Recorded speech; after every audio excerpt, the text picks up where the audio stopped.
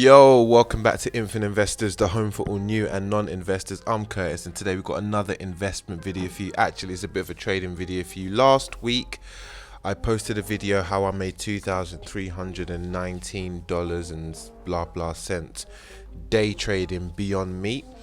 And there was one comment actually that was, it would have been nice if you actually gave us this information prior to you making this trade. Well, this channel is focused on investments generating long-term wealth, so for me personally this was a bit more of an experiment as opposed to something that I felt was guaranteed. And the last thing that I would have wanted is to ever tell you guys or to inform you guys about something that I hadn't tested or done myself to know whether it could potentially work and put you guys' capital at risk. Now obviously the disclaimer is out there, this is not financial advice. You always need to do your own research, and you guys are all liable for any decisions you make from a trading or investing standpoint. And I do have to put this out there a little bit more strongly when we're talking about trading, just because trading possesses a lot more serious risks than investing does from my personal perspective. But seeing as it's happened, I've done a little bit more research into it, and I do think that it does pose a potential opportunity to realize some gains. Now obviously you don't have to go with a lot of money, and you don't have to put in, you know, a lot of leverage, etc.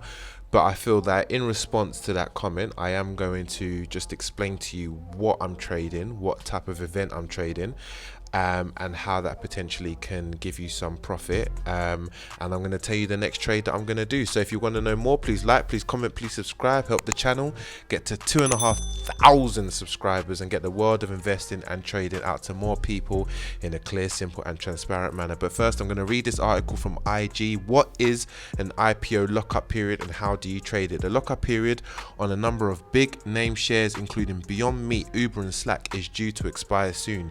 We explained how to trade this opportunity. What is an IPO lockup period? Well, a lockup period is designed to stop early investors and insiders from selling their shares for a set period once a company completes an initial public offering, helping to minimize selling pressure, effectively downward pressure, in the early stages of life as a publicly traded business. Private companies are typically owned by founders, employees, venture capitalists, and private investors. There are two reasons why they take the company public. The first is to raise cash to grow the business.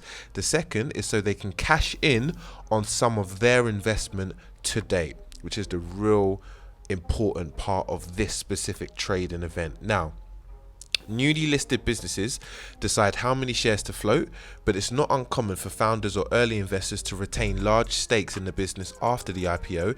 If one or more of them decide to sell a large amount of their stock, then this could seriously depress the share price, which is not in the interest of the company or any of its investors. Therefore, existing investors are often prevented from selling their shares for a set period of time after the IPO has been completed, typically for 90 to 180 days. So hopefully that makes a lot of sense. But in short, anyone that's invested into the company is typically restricted from selling their shares once it's IPO'd for up to 90 to 180 days. I think with some it's actually a bit less than 90, but effectively that's the range we're looking at.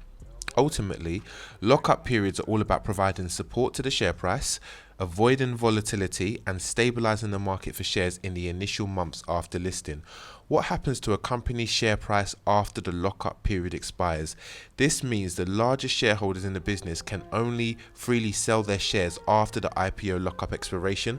A flood of new shares can come onto the market if the owners of those shares decide to sell. If the share price has soared since the IPO, then early investors may want to reap the rewards by selling some of their investments. Or if the price has tanked, then they may look to reduce their exposure. However, it does not mean that they will sell either way, as they could look to retain the shares in the hope of prices heading even higher, or because they believe shares could recover any value lost in the early days of the public company. As a public company, a lot of attention is paid to how the share price has performed versus the IPO price, but it's worth remembering that early investors are likely to have paid significantly less.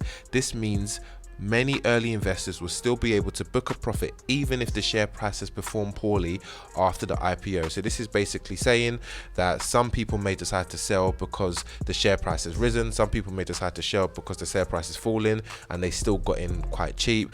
Effectively, they might want to book profit before it falls potentially further. The end of a lockup period sends a strong signal about the confidence the largest shareholders have in the company's prospects. If institutional investors decide to dump the stock once the lockup period ends, then this suggests they have little faith that the company is worth holding. If a relatively small number of shares are sold by these investors, then this shows that they want to retain shares and are bullish on the stock's prospects. Typically, if there's a sharp increase in the number of available shares available in a company, then this pushes the price of a stock down. It is not unusual to see a stock share price fall on the first day that the lockup shares can be traded. In fact, if other investors not subject to the lockup period begin to sell in the days before the lockup expires, then this is a sign that they expect the share price to fall. So they might sell, other investors might sell prior or after, and it's not unusual to see the share price fall on the first day that the lockup period expires. However, there is also an argument that the end of a lockup period can provide support after any immediate sell-off, because it also means there is an increased liquidity in the stock, which financial institutions and large investors like. Liquidity can be restrained during the lockup period because it is not uncommon for the majority of the stock shares to be subject to it, which could mean they don't initially meet the criteria demanded for the likes of institutions or pension funds. Looking at 15 stocks saw their lockup periods expire in the first 2 weeks of October, the majority of shares starting to fall in the days before the expiration date, prior to bouncing back 3 to 5 days afterwards. However, some virtually saw no selling pressure on the day, and the share price immediately climbed once the lockup period has ended. And then they just go into examples of basic shares that have basically exhibited that behavior. So Pinterest, it fell 4.9% on the day of lockup. Zoom, it fell 6% on the day of lockup. Jumia, it fell 18% over the 4 days from the lockup expiring. So it was just basically giving examples of shares, and then it's got a little bit of an FAQ, and then it's got some upcoming lockup periods. So you guys know I traded Beyond Meat, and obviously I think it dropped about 22% on opening, 23% perhaps, and obviously I leveraged that, so I leveraged it times 5, which is the reason why I earned 116%. Now the next one I am going to trade is Uber. Lockup period is on the 6th of November, so I'm going to play it the exact same way that I played Beyond Meat, and effectively I'm hoping for a similar outcome. But you know what, the outcome might not be as similar, it might be similar, who knows. This is obviously, the thing with trading is that you are trying to predict what's going to happen, and obviously make your play according to what you expect to potentially happen. Now there's this link I'll put in the description, and this lists basically all of the upcoming IPOs that's going to have their lockup periods expire. So this gives you an opportunity to know which ones are potentially coming up in the future, and then obviously that could be something that you guys could draw on when you want to decide whether or not you are going to trade. Now, no way, Jose, am I going to trade all of these different stocks. Some of these stocks are not going to be available. Some of these other stocks are just going to be so small in terms of the shares outstanding or the amount of shares that's going to be going onto the market, that it probably is not going to have the amount of movement that I care about. So I'm only probably going to trade Uber for the rest of this year, but if there is something else on there that appeals to me, then obviously I will let you guys know, and make it clear. Actually, I think there was a few others that did appeal to me, but I need to look into them a little bit more. Now, one thing I did want to show you, actually there was one other one, yes, Chui. So there is a company called Chui which is having its lockup period ending either early 2020 or the end of this year. And one of the reasons what I wanted to point out to you is that when I talk about Simply Wall Street, there's one feature that I always talk to you about, which is investing like an institution. And, you know, companies with a lot of institutional investments are good as an investment generally, but it's also a good indication in terms of what's going to happen, you know, from a trading standpoint. So what you can basically see here is that when I scroll all the way down to who owns this company, you can see here that the general public owns naught because they own naught for whatever reason. You can see institutions own 13%, but VC, venture capitalists and private equity firms own 87% of this company. Now, one of the key things about a lockup period is that a venture capitalist and private equity's role is to help the company get to an IPO stage. Obviously, they invested in Series A, Series B, Series C, Series D rounds, like all of those rounds that you typically hear. And obviously, they're getting the shares at a ridiculously cheap price, probably at hundreds of multiples to whatever share price it launches. So even if the share price drops, they're still making usually a tidy profit. So when you see, or when I see a high level of VC or private equity holding, that suggests to me, now again, this is not advice, this is just my own personal opinion, and I haven't tested this out, so I want to be crystal clear. I'm assuming this is the case based off data, and it feels like a logical, educated guess that because it's got such a high VC holding, there's going to be quite a lot of activity in terms of selling pressure on the day of lockup, because the majority of VCs and private equity firms are going to want to realize their investment. They're going to want to realize their capital and then allocate that to another new startup that they're going to want to invest in. So I don't think they're going to want to hold it as a public company.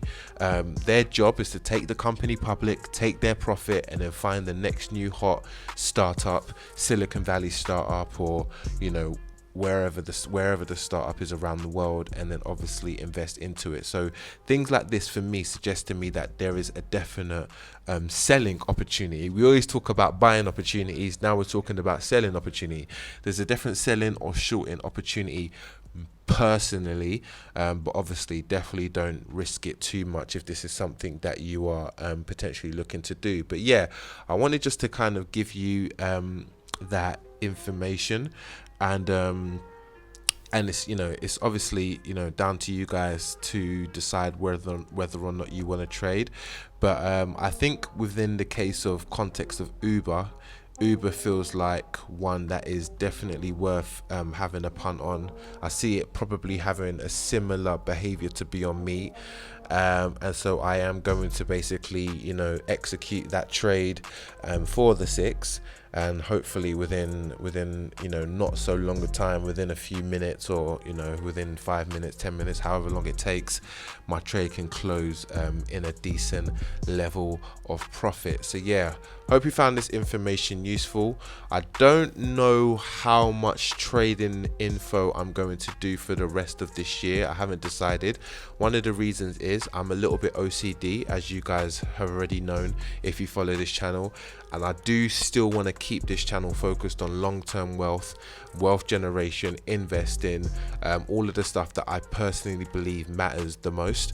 But obviously I did used to day trade. Day trading was the background that actually got me into the stock market actually, and obviously now I'm finding that there are some opportunities to potentially make a little bit of capital before the year ends. So obviously I feel like it's worth telling you guys. However, it's not probably going to be the main focus of the channel. However, I'm still deciding, so we shall work it out. But if you do have any questions, please get in the comments. I will answer any questions you may have, and obviously, you know, exercise this with caution if this is what you're going to do, and obviously, you know, I'll give you an update, you know, post the trade, only if it goes well though. If it doesn't go well, I'm gonna delete the channel. Actually no, I won't delete the channel. Take care, have a great week, and I will catch you next time with another investment video. Peace.